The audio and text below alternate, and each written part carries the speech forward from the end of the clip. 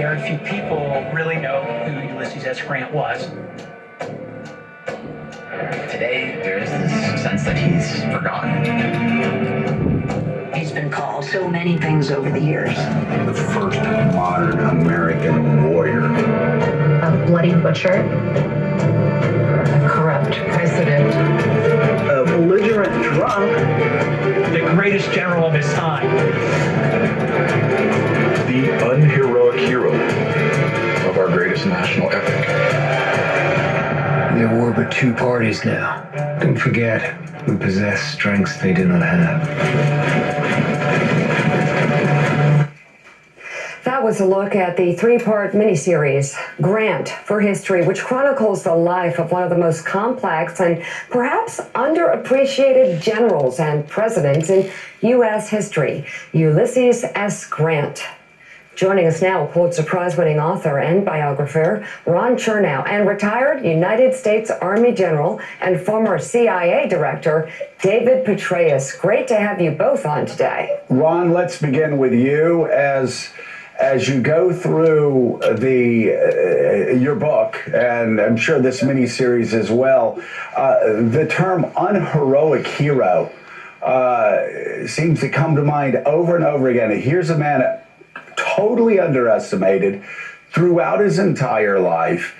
As you wrote, when he showed up in Washington, people were shocked by the lack of sort of a forceful presence. And yet he is a man who did as much as anybody this side of Abraham Lincoln of saving our Union. Tell us how he managed that.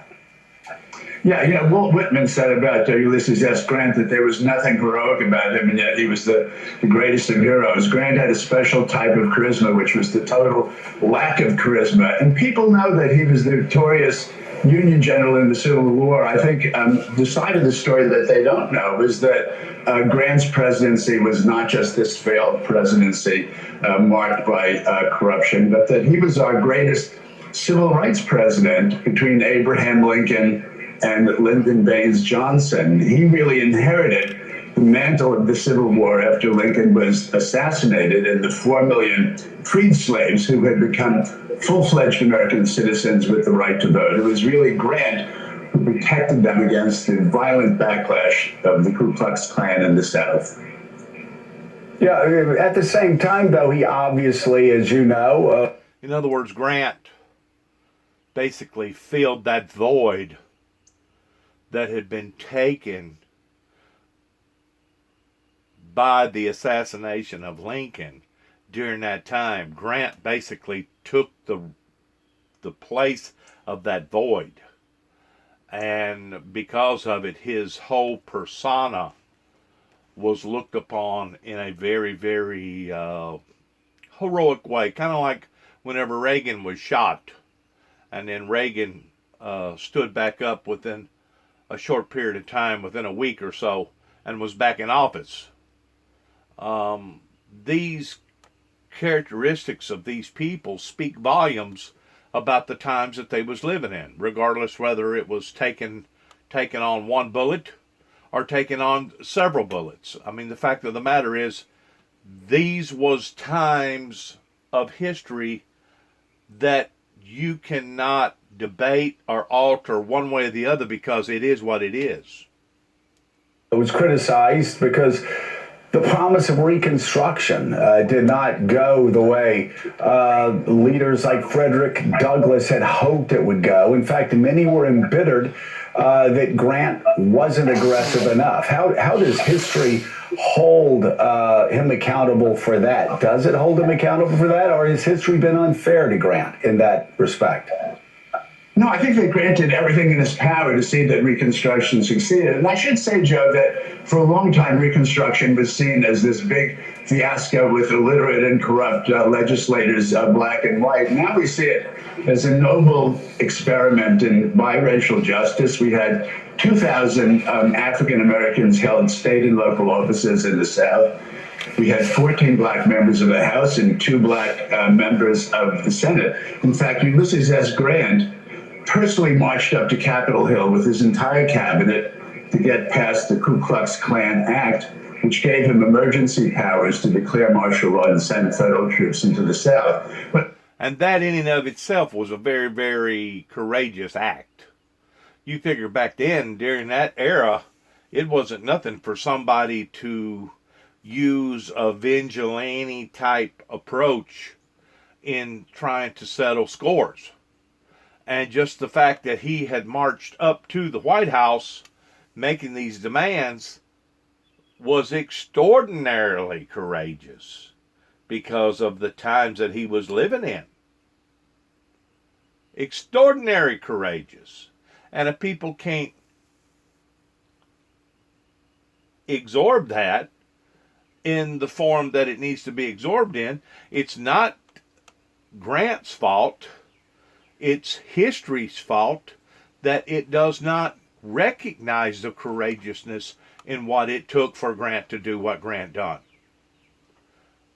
Now, with me being a Southerner, raised up in the South, I have certain Southern characteristics about me that even to this day, I'm opposed to. But at the same time, I can recognize the courageousness in not only one party but both, and also recognizing the fact that the North was outmaneuvered the South, the North outpowered the South, the North was more wittier in ways, more so than the South. I'm not going to say that they was more courageous because both sides was very, very courageous in their endeavors. It was that this was the way that God had blessed this particular procedure to have occurred or laid out. Even Winston Churchill said that he had studied the Civil War here in America and that it was basically one of the most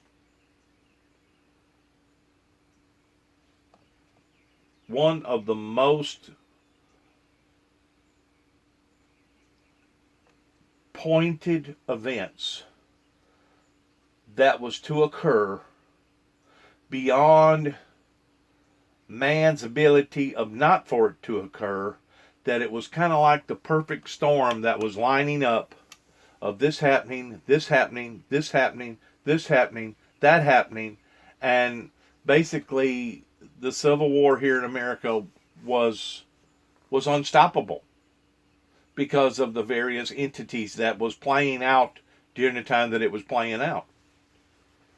Once more, I agree with the commentator here. Grant did not get the fair end of the stick, but neither nor did Lincoln. Lincoln did not get the fair end of the historical events involving his courageousness towards what he stood for and what he stood for. Probably one of the most abused presidencies in the history of the American history was Mr. Lincoln. He was caught in between, as the old farmer used to say, well, he's in between a hard place and a rock, isn't he? You're darn right he was. He was right there in the thick of it. And even to this day, he still does not get the credit of his courageousness of making the decisions that Mr. Lincoln made.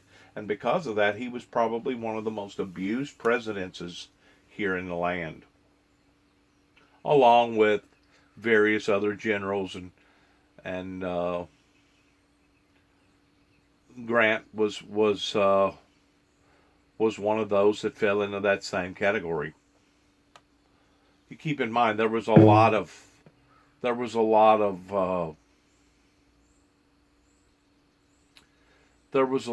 remaking of playbooks during that time towards what should be considered ethical, what should be considered heathenistic versus civilized, because they had just got through fighting one of the greatest battles of all battles, which was the Revolutionary War.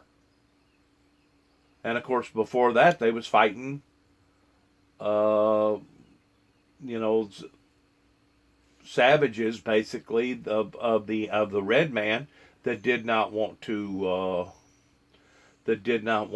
colonize the way that the Europeans felt like that the red man should colonize, in which I kind of have two different sides on that.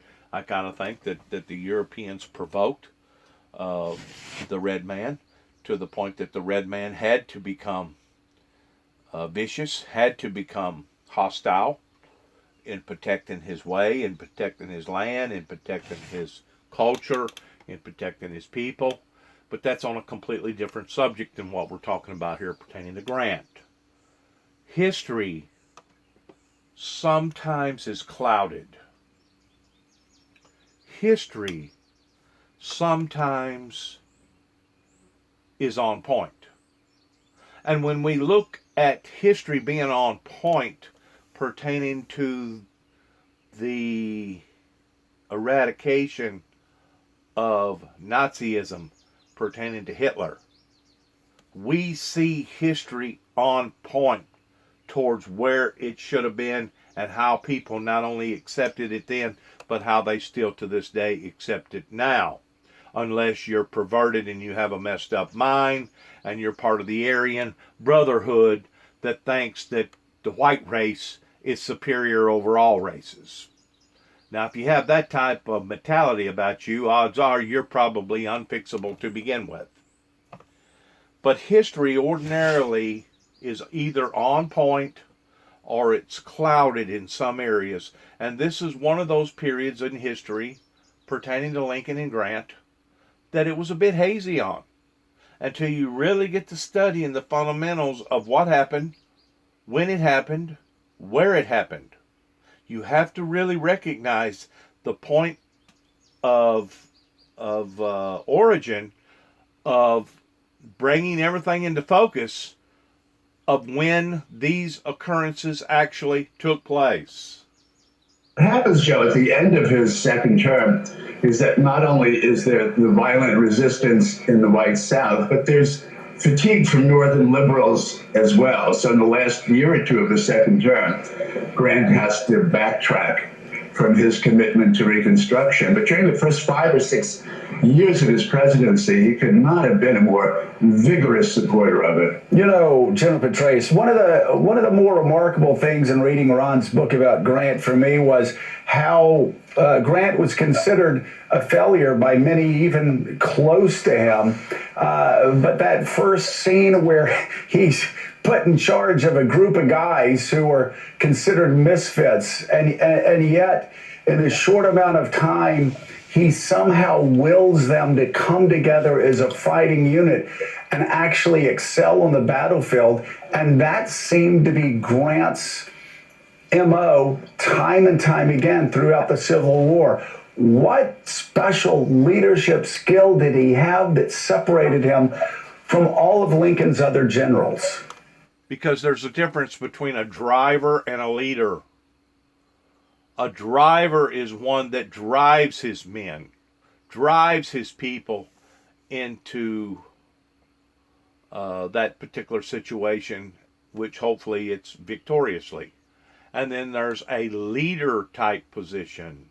And Grant fit more under the category of being under the leader category versus the driver category. And people recognized that in him. And they appreciated that in him because, once more, he was fulfilling that void that had recently been taken of a president becoming assassinated. It would be on the same level as whenever JFK got assassinated in the early 60s, based upon the party of the Union versus one particular person that represented that Union. And whenever something like that occurs, and it has occurred in American history, hopefully it won't never occur again, but it has occurred in other cultures and other histories, regardless whether it was Russia history or Honduras history or South America or Mexico history. where there was a coup formed and someone took over that particular entity, such as an overthrow. But ordinarily, there's always somebody that always has to fill that void, if the entity is still going to be looked upon and recognized as that particular entity pertaining to the Union. And of course, we know that the Civil War was a calamity, fighting hand in hand over who was going to be in charge of that entity, and it just so happens that the North won over on the South. Which, once more, that can be argued on a different argument, on a different scale. Right now, we're talking about a leader that did not get recognized for his endeavors and his courageousness of what he done for America, that was looked upon in a hazy smokescreen type unusual way. Well, he had extraordinary competence, Joe. And keep in mind, of course, when Lincoln finally finds his general, as it was described, he had been through most of the other Union generals. In getting to Grant, who had proven himself first at the tactical level in the West, then with his extraordinary operational victory at Vicksburg, and then comes east, takes command of the entire Union forces, and crafts the strategy that does indeed save the Union, because it was his strategy, with Sherman taking Atlanta in September of 1864, and then Sheridan taking the valleys, Shenandoah Valley, not long after that, that enabled Lincoln to win the election of November 1864, keeping in mind that he was running against one of Grant's predecessors, General McClellan, who had said he would sue for peace. And we forget that there were draft riots, there was unrest in cities like New York, and it's entirely possible that McClellan could have won had it not been for the successes of the first true strategy for all of the Union forces. But Grant had this indomitable determination. In the series, they have this incredible moment after the terrible first day at Shiloh, where Sherman comes up to Grant and he says, "Well, Grant, we had the devil's own day today, didn't we?" And Grant says, "Yep, lick 'em tomorrow, though." And, you know, this was even inspirational to us so many years later in Iraq on very tough days. He could see a battlefield. He could see it in time and in space, and he could issue orders that were very, very clear and would synchronize the activities of all of the different commanders on a battlefield, and ultimately in the entire strategy that enabled, again, the Union to win the war and save the Union, because it enabled Lincoln to win the election of 1864. And I want to use Winston Churchill once more again, that repeated to his people during World War II, "We will not surrender. We will not surrender. Fight, fight, fight," was their memento. And they not only said it, but they meant it, because they knew what was on the line. They knew what was at stake here. And because of it, those men during that era shined like a beacon in the middle of the night. And people recognized it. They saw it too. They saw the determination. They saw the skill. They saw the excellence in how that they could basically command men in leadership more so than driving, and they had that quality about them. And it's not the first time that those occurrences took place of great majors and great leaders in conflicting events like this. It's been that way ever since the beginning of time, that God has placed his anointing on one or one particular person during the time that event was occurring, that allowed for various kings to win wars back in the Old Testament. If you'll read the Old Testament in the Bible, you'll see where God appointed various people that was to do various things for various reasons. And men and women alike could recognize that and appreciate that. And Grant was one of those people. I kind of, myself personally, compare Sherman with Jackson, Stonewall. I kind of felt like that both of those had the same drive in doing what they was doing. It just so happens Sherman, that burned Atlanta down to the ground, had that much more gumption or zeal about him. And of course, Stonewall wound up getting sick and dying. So, you know, we can do the comparison thing here pertaining to historical achievements on various levels of being spectators and looking from the outside in at the events. And once more, history was incredibly unfair to Grant. I will agree with that. Hey, Ron, it's Willie Geist. In an effort to butter up the professor, I brought my copy of the book to class today. I only hope Lin-Manuel Miranda is working on this one as well. Ron, it's so fascinating as you read through and you talk about, and the show, the History Channel show, the series talks about him being a misunderstood general, a misunderstood president, someone who's not appreciated by history. I think history probably appreciates him pretty well, as General Petraeus said, as a general, having won the Civil War, defeated the South and Robert E. Lee. But what about as a president? How is he misunderstood and underappreciated there? Well, I think, Bill, you have to understand that Grant was the first president after the 13th Amendment, which freed the slaves, the 14th Amendment that gave them equal rights, and most notably the 15th Amendment, which gave black men the right to vote. There were states in the South, for instance, Mississippi and Georgia, where blacks actually were the majority of the population. So that if blacks dared to register to vote, they would take political power. And one of the great untold stories of Grant's presidency is that the Justice Department was created under Grant in 1870. And the first great crusade of the Justice Department was to crush the Ku Klux Klan. Grant appointed a crusade. Now, see, I didn't know this, or if I did, I forgot about it. I did not recognize this. Crusading Attorney General Amos Ackerman, who brought 3,000 indictments, got 1,000 convictions, and crushed the Klan. The Klan that we know today is from the revival in the 1920s and 1930s. This took tremendous courage. As I was saying to Joe a moment ago, Grant had to do this not only in the face of Southern resistance, but often of Northern resistance as well. Alas, it was a losing battle. At the end of Grant's second term, Rutherford B. Hayes becomes president. He pulls federal troops out of the South, and then we begin Jim Crow, which then lasts for 80 or 90 years. But most Americans have no idea that we had a civil rights movement in the 1860s and 1870s. We had a civil... See, I didn't know. I never did. I never did catch that. Wow.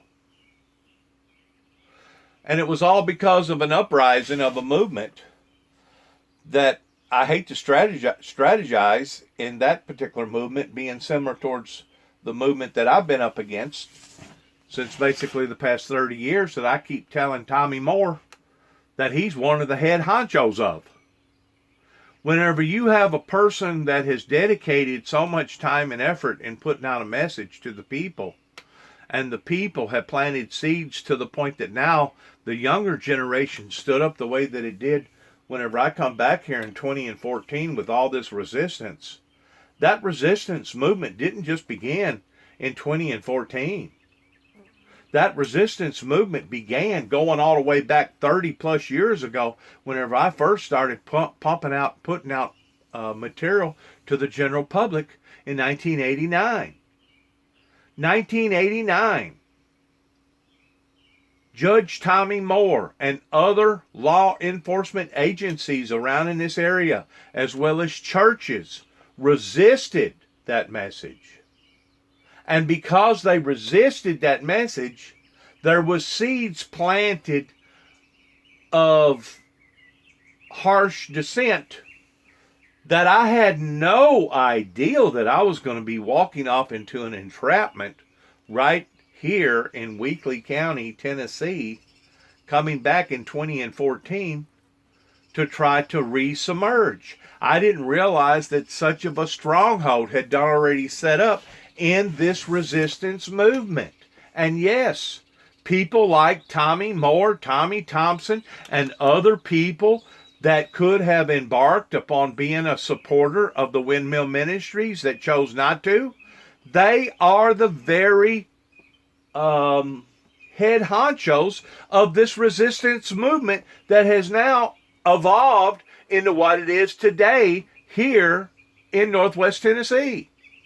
Now, whenever I sat down and tried to explain that or express that to people like Tommy Moore, obviously they must swing at it and miss it by about 3 foot. But it's the same way with the Crosses over there in Kenton. It's the same way with the Neals over there in Kenton. It's the same way with the Sandersons over there in Kenton. And probably 7 or 8 or 10, maybe more predominant families over in that area that was part of the original movement going back 30 plus years ago, along with the Reagans and the Bushes and Secret Service and various people that was in control of the White House at that time, going back 4 or 5 administrations ago. People that did not want to support peace, kind of like my uncle, Uncle Bill up in Paris, Tennessee. Every time I get around him, all he talks about, well, it says in the Bible it's going to get worse, says in the Bible it's going to get worse, says in the Bible it's going to get worse. Well, once more, if you cannot put things in the right perspective, in rightfully dividing the scriptures properly, that's probably what you're going to be expecting. And the reason why you're going to be expecting that is because you have been convinced of that. But on the other hand, the way that I have been reading the Bible, that in the last days that God would pour out His Spirit, and that we would see not only a revival, but we would see a revolution that would escalate into a movement of the meek inheriting the earth. That's how I have interpreted the Bible, towards still looking at the possibility of hope for society of tomorrow. But naturally, whenever you're dealing with people like my uncle, that's soon to be 86, 87, and dealing with people like Tommy Moore, the judge here in Weakley County, and other head honchos that was ahead of this resistance movement going all the way back 30 plus years ago, you're going to get a different reply from them than you are whenever you talk to people like me. Because they interpreted the Bible incorrectly back then. And they didn't want to support a ministry that supported utopia and peace. And because they didn't want to support a ministry that supported utopia and peace, now we have been dealt with what we've been dealt with economically, politically, medically, socially, spiritually, of a dooming, looming disaster over the American people's lives. And people to this day, like Tommy Moore, Tommy Thomas, the Neals, the Crosses, and the Halls, I could go down a long list of names, still to this day are in total denial that they did not have nothing to do with the situation being out of hand the way that it's out of hand right now, presently, in the year 2020. You corner them up and talk to them. The Wainscots, the Waterfields, big conglomerate farmers around here worth several $1 million per family. You corner them up, and they'll still be in denial about accepting this message as it being the gospel. So what is it going to take before you break the yoke of that resistance movement? I don't know. I don't have the answer to that. The only thing that I have the answer to is that I know that this is in God's hands. And if it takes breaking this country down to its very fundamental core, I mean, my God, we can't travel nowhere around here without having to go over rough roads, without it doing some sort of damage to your suspension, wearing out your parts on your automobile on your front end 3 or 4 times faster than what it should. I mean, what is it going to take? Is it going to actually take the bridges to fall off from underneath us before we're going to finally say, okay, maybe we need to listen to this particular individual that has been preaching this particular message now for 30-something years? Is that what it's going to take? Because if it is, I guarantee you it is coming near a neighborhood near you, just like the Walmart slogan. And that was what I was preaching back in the first of the year, back in the winter, whenever we had all the impeachment trials going on. And I had no earthly idea about this pandemic that was fixing to fall upon the humanity. I was preaching a message at that time that whatever it's going to take, it's going to be just like the Walmart slogan, that it's coming near a neighborhood near you. And guess what? It has. It has affected our lives, either directly or indirectly, in some sort of form or fashion. So yes, the pandemic event of this disease, this coronavirus disease, COVID-19, has come just as the messenger said that it was going to come, affecting each and every person, just as the Walmart slogan. I just had to throw that in there because sometimes I get depressed whenever I talk to people like my Uncle Bill, or I talk to people like Tommy Thomas or Tommy Moore, or I talk to the Neal family, or I talk to the Halls or the Cobles or the Ridgeways or the Sheffields or the Bakers or the Willises or the Whites. I really get discouraged. And that's exactly what they want to do. They want to bring discouragement into my life. That way I feel defeated. That way, in my defeat, they feel victorious. The thing about their victoriousness is that as they're feeling victorious, the rest of the world is feeling defeated. We have over 32, 36 million people unemployed right now. This country is fixing to be thrown off into a very, very dark depression if we can't turn this economy around within the next few weeks or the next few months or two before the election. We're going to see a dark side to this like we have never seen before if we do not wake up, come out of our slumber, push aside the doubters, the doubting Thomases like Uncle Bill and like Tommy Thomas and like the Neal family. We're going to have to push aside the doubters, and we're going to have to walk in faith, in believing the Bible verbatim of what it says about the last day, end day biblical Bible prophecy. And if we don't, yes, us as a society, us as a whole, will in fact be doomed. And I don't know if these people that I just got through mentioning, I don't know consciously if that's what they want. They'll tell you that that's not what they want, but yet no, there's none of them knocking on my door. There's none of them helping the founder of the Windmill Ministries. All I'm getting is negative feedback from these individuals, and they're sitting there scratching their head, and they're wondering, well, how come Juby ain't kicking up waves? How come Juby's doing this? How come Juby's doing that? You think maybe it could be because of the resistance movement that is still just as much in power today as what it was 30-something years ago that has brought us to where we are? I have never seen society so dim-witted and so dumbfounded as what it is today. And like I said, I don't know what it's going to take for this ministry to stand up and to shine the way that it's supposed to shine towards taking center stage. But I guarantee you, whatever it is, it's going to be coming near a neighborhood near you. Regardless whether it comes in the form of a good way or the form of a bad way. It's going to come in the form that God desires for it to come into.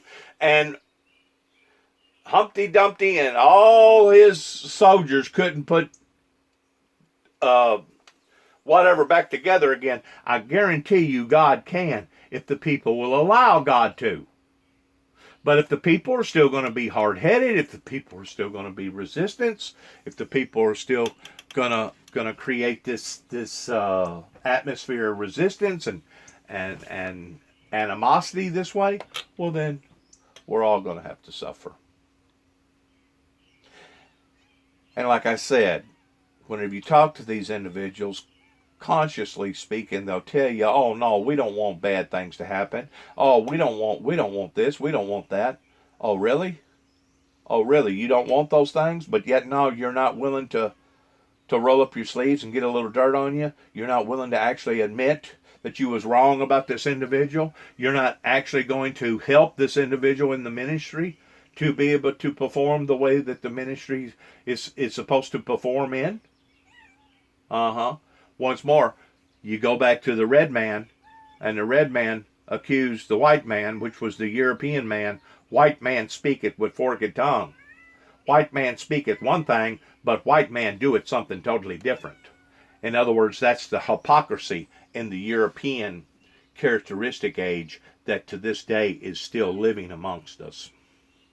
Rights Act of 1866 and 1875 that created desegregation and public accommodations in transport.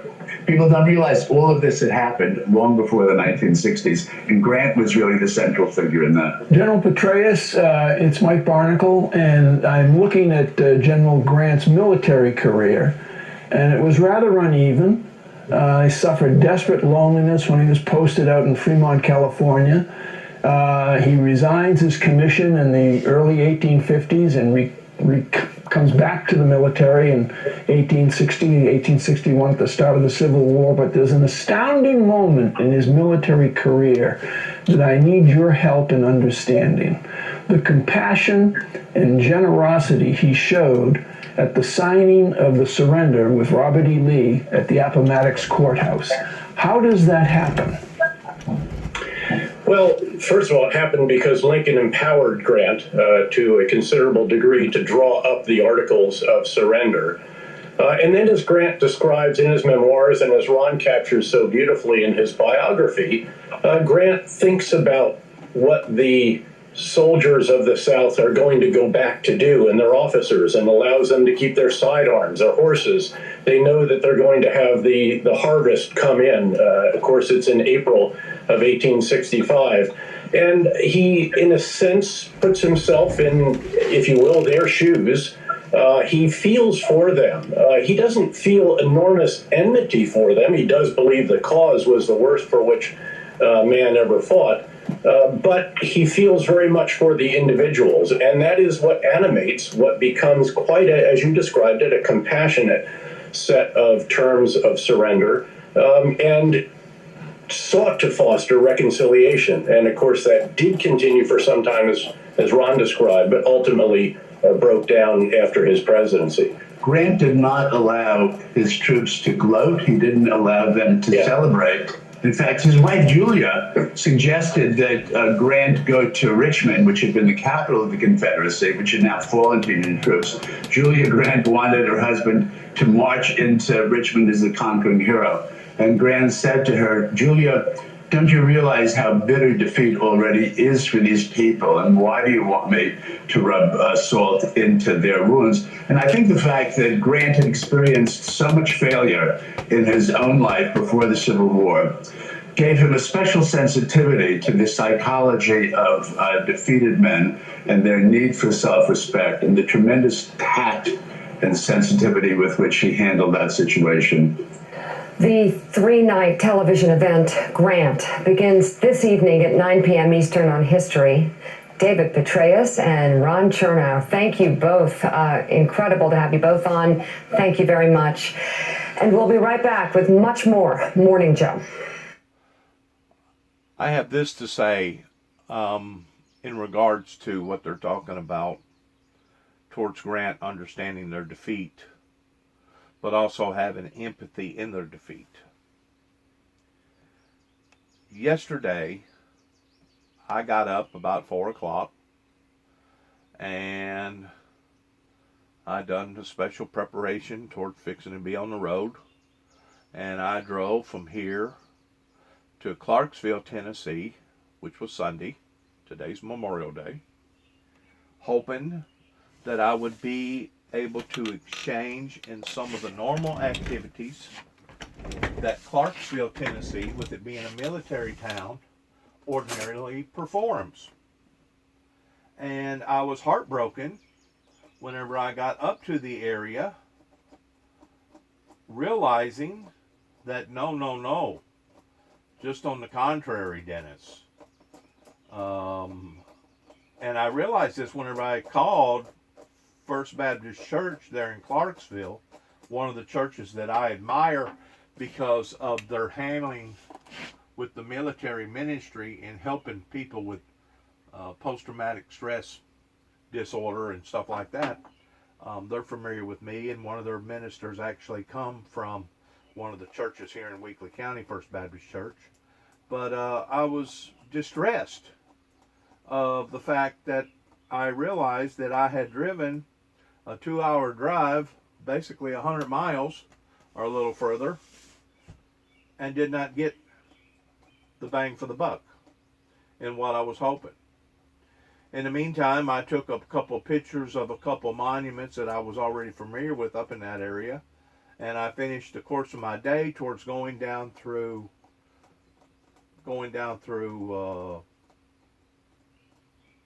parts of Cadiz, Kentucky, and I went around by Lake Barkley, and I wound up finding out that one of their lodges had been closed and probably will be remaining closed the rest of the season because of the COVID-19, and just everything in general was just still so messed up because of the pandemic.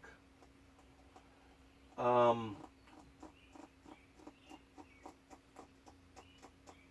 kind of like Grant in realizing that they have been defeated. They have been defeated morally. They have been defeated financially. They have been defeated spiritually. And they have been defeated medically. Even though some of the medical procedures has still befallen upon my own personal life pertaining to what various individuals was trying to do in destroying my life, in destroying my purpose, I'm still here. I'm still living. And I can still tell my side of the story towards what, when, how, etc. And yes, there will come a time to where Judge Woodall in Trigg County, that lives just outside of Cadiz, Kentucky, I guess it'd be southwest of Cadiz, Kentucky, as well as Mr. Gary Hawkins, that is now retired from the forestry division up in Land Between the Lakes, him and his wife Lisa, in which I don't know that they're still married or she's still living, but I do know that Mr. Hawkins is. But these people will give an account for what went on up there, just like the people down here in Tennessee will give an account. Just like the people out in Oklahoma City, Oklahoma will give an account towards planting a bomb in the back of my truck and trying to make me out to be a homegrown terrorist. And then for a police officer, a Lieutenant Burns, that used to be with the Air Force, for him to lie to his division and to his people by saying that I had threatened him, knowing good and well that I did not threaten him. These people will give an account in the eyes of God one day. But in the meantime, while we're waiting for the great white throne judgment, judgment has befallen upon we as a society here upon to this planet because of this resistance movement, which now puts society in between a hard place and a rock. what is and what does society do at this moment on? Do they continue to keep playing this out and acting like that none of these occurrences actually took place in my life, going all the way up to Lynchburg, Kentucky, whenever they basically poisoned me with Risperdal? Not only did they do that, but they also sent me to MCC in downtown Chicago to be studied like a laboratory rat in this resistance movement. Do they continue to keep ignoring these things that I keep talking about? Or are they going to man up? Are they going to come to their senses in realizing that this resistance movement has brought a hardship upon all of us? For a good man can make a mistake, but it takes a better one to admit it. And I have yet to see the betterment of any good men around here in this area that is willing to confess that, Juby, we was wrong about you. Juby, we was trying to destroy you. Juby, we should have listened to you. Juby, we should have got in behind you. I have yet to see that and to experience that. And until I do, I promise you, things is going to go south. And that's the part that they don't understand. They're still that much bamboozled. They have been brainwashed. And they're allowing for the hardship to now fall upon everybody. So it's time for the masses to stand up and say, what are we going to do here? Are we going to listen to this individual that keeps talking to us again and again and again by either text messages or videos, either by YouTube or Facebook or whatever, or putting out information? Are we going to listen to this individual? Or are we going to continue to keep ignoring this individual and keep categorizing this individual like he's crazy, keep marking him like he's a nobody, keep ignoring him? Well, as you continue to ignoring me, things is falling apart. And the reason why that they're falling apart is because you're not listening to the messenger. You're not supporting the messenger in his message. You can take that to the bank, because the Bible says that it would have been easier for all of heaven and for all of earth to pass than for one jot of the word thy God to fail. This isn't my message. I didn't muster this message up. This is God's message. I'm one of God's messengers, bringing forth the message unto the people. Because the people don't like the message, they decided that they was going to make life hard on the messenger. Tommy Moore, Mr. Neal, Damian Cross, Ridgeway family, Sheffield family. I could go on and on and on with names. So until these people are willing to wake up and acknowledge their wrongdoings, it's going to continue to get worse, coming near a neighborhood near you. Don't blame me. All I am is the messenger. And that's exactly what I've been dealing with, these harsh, cruel, insensitive situations. It's kind of like my son. The only time my son calls me is if down at Memphis before Christmas, somebody hit him on the interstate, rattled him. He calls me up and tells me about him being rattled on the interstate. Somebody hit him, knocked one of his wheels up. He thought maybe he may have had an axle bent. He calls Dad. Okay. Dad responds. Coronavirus breaks out. We're about 2 or 3 weeks into the coronavirus. Long about the first part of April. Nicholas, my son, calls me. Oh, Dad, I must have had my head up my you-know-what. I'm just now finding out about all this stuff. Can't get no food, can't get no toilet paper, can't get this. Things still available down there at 291 Thompson Road and 430 Beach Grove Road.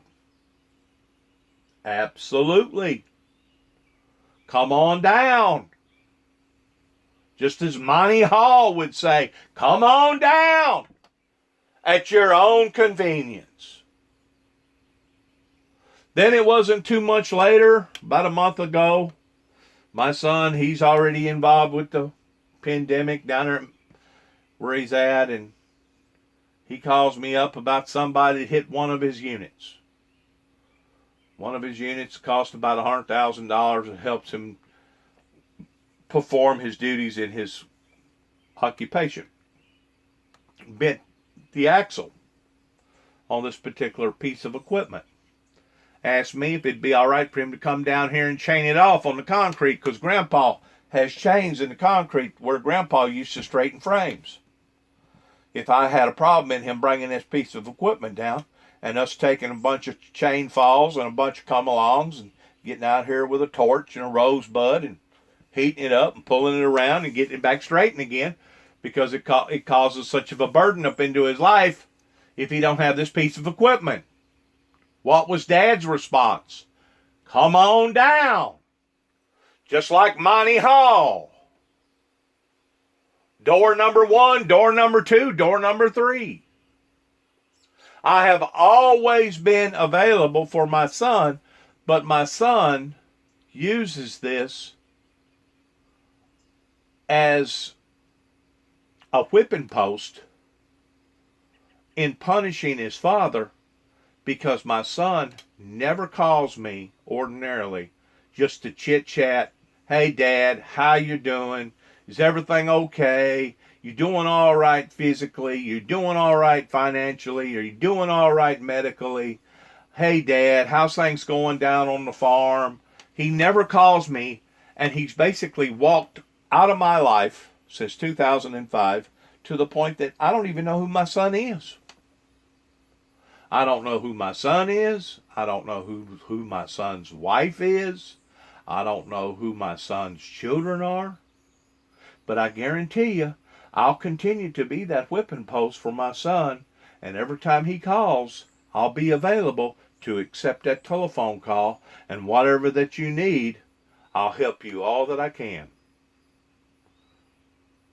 I'm waiting for the prodigal son to become that particular son. But until that son realizes that the son was wrong about the father, I still do not have a prodigal son. The same way with the neighborhood. The same way with the Neils. The same way with the Crosses. Same way with all these other people that I keep mentioning names towards. Until I see a difference in their attitude, a difference in their opinion, until I see works that I can call works, we're still on a negative Mexican standoff here. And we're still hoping that old Juby will hurry up and die. That way we won't have to make an open profession before society that we was wrong. Well, I've reached the point that I know the game that they're playing. And it's a very cruel, cold-hearted game. And not everybody is guilty in this resistance movement. But even those that are not guilty of this resistance movement are still not pulling their weight towards wanting to see what they can do for the ministry to better all of our lives, not just one person's life, not just two persons' life, but all of our lives. I'm still not seeing that revival. I'm still not seeing that revolution. And until then, we're steadily going backwards. Every time we take one step forward, we're taking 2 steps back. And they're wondering why. As the messenger continues to keep telling them why, they're wondering why. Or they're claiming that they're wondering why. You know, it reaches a point, to the point, that they can no longer be in denial about what's happening here. And they're only going to cause the embarrassment to be that much more embarrassing in their lives once they finally do decide to come clean. Regardless whether it be Tommy Moore or the Thomases or the prosecuting attorney in this county that was lax and not doing his job properly, or the Ridgeways, or the Sheffields, or the Willises, or the Cobles, or the Halls, or the Harrisons, all they're doing is prolonging. And as they're prolonging, things is steadily getting worse. I have yet to find that good man. For once more, a good man can make a mistake, but it takes a better one to admit it. I have yet to have anybody admit.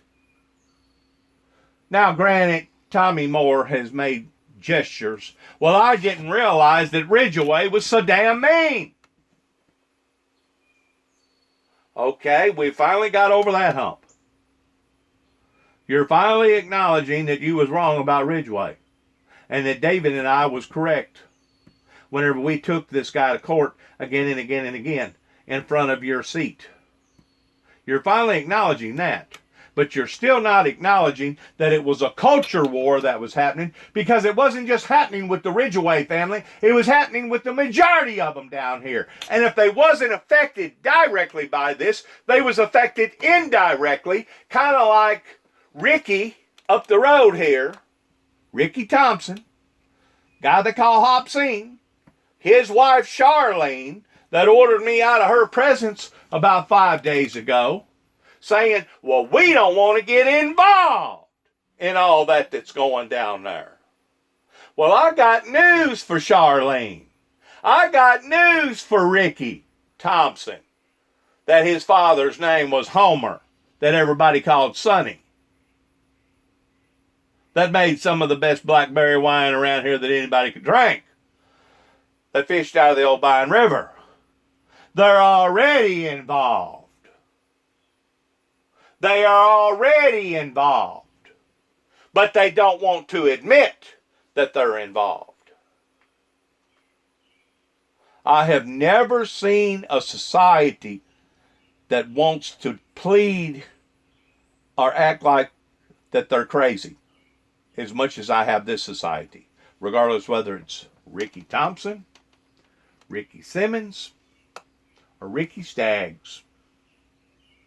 I have never seen a society that wanted to plead insanity so badly in saying, well, we didn't know.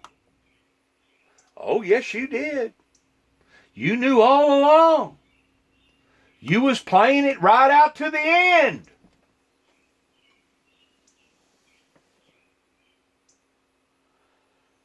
Cigna and Herring up the road here. I have yet to see David, their boy, come up here and talk to me man to man. And we're talking about a family that was raised up, that's older than me, probably about 10 years older than I am, just like David Nelson, or just like some of the other ones around here, that claims to be a Christian. I'm talking about Mr. Woodruff, that I've kept his name out of this the whole time, has yet to pull up here in my driveway and talk to me man to man. Now they're acting like that they don't have no part in all this. And the whole time they have all the part in this, because they have acted like that they didn't know nothing was going on. And I got news for them. They can plead insanity all they want in the eyes of God come the white throne judgment day, and it ain't going to work, because God Almighty knows who knew and who didn't know, who was a part of this resistance movement and who just sat idly by thinking that if they don't say nothing indirectly, they won't be affected. They're already affected. Just like Charlene. You're already involved in this. And the reason why that it upset Donald Ridgeway and the Sheffield family is because they was trying to drag me down to that insanity level the way that they was dragging Danny and David, and yes, my father Bob, James Robert Jackson, that was out here shooting at one another and shooting at dogs and acting like a bunch of wild, wild west heathens between either the Ridgeways and my brother, my siblings, or even some of Ricky Thompson's family. I think Charlene had a bunch of dogs, and David and Danny killed all of them, and then Charlene goes get a bunch of more dogs and brings them back down here, and I think David and Danny, or Dad, kills all of them too as well. So it was just one sick event after another that occurred, and because they couldn't drag me into the same thing, they feel bewildered. Huh. How come we couldn't drag old Juby on the same level that we was on? How come we didn't make him so mad that he didn't attack us and show his dark side and get violent and hostile out here while all these people was coming out here and cussing him and calling him every name under the book and threatening him?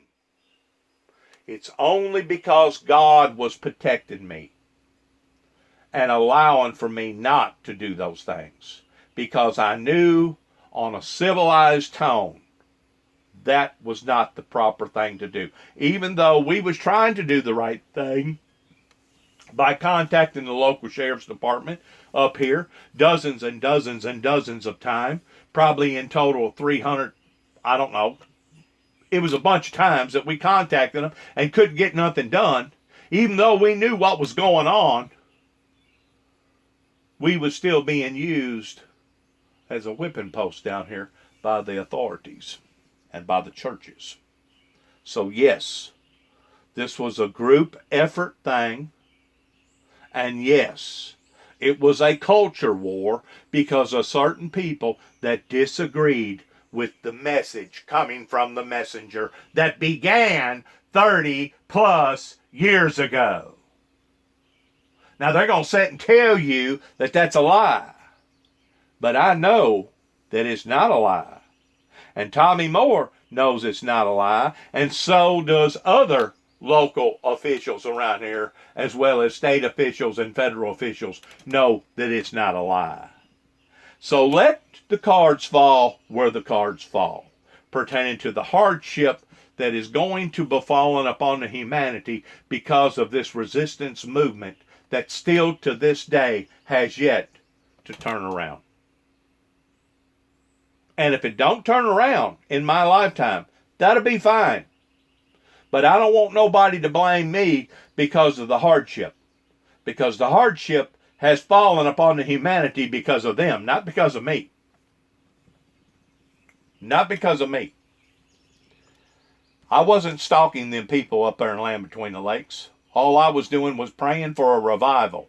It was Lisa and Gary Hawkins that lied in their testimony, that abused their authority because it was a federal park and they were so associated with the big guys up there. They put that out towards a federal stalking charge.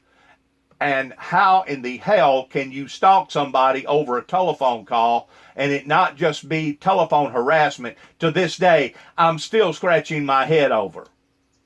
Because it was 2 telephone calls that was non-threatening, that was in the span of about a 90-day period, and both telephone calls was in an apologetic form. And how can the state of Kentucky do something like that and still look at one another in the mirror and lay down and sleep at night is still beyond me. This has absolutely terrified my life in the degree that they want to destroy my purpose in my life. You don't think these people are going to be held accountable one day for all this? But most of them don't care. Most of them think that they've gotten away with it. I got news. I got news for the Thompsons. I got news for the Ridgeways and the Willises and the Bakers and the Harrisons and the Cobles and the Neals. I got news for all these people. You have not gotten away with this. And this includes my very own flesh and blood, Nicholas Jackson. And all these wives, these ex-wives that I've had that's tried to bring destruction and destroy me. I got news for these people. You have not gotten away with this. I will be vindicated. And if I'm not vindicated in this life, I will be vindicated in the lifetime to come. Have a good day. Thank you for listening. Good luck to all of us. And once more, we can't say it enough. Shalom to my viewers and my supporters.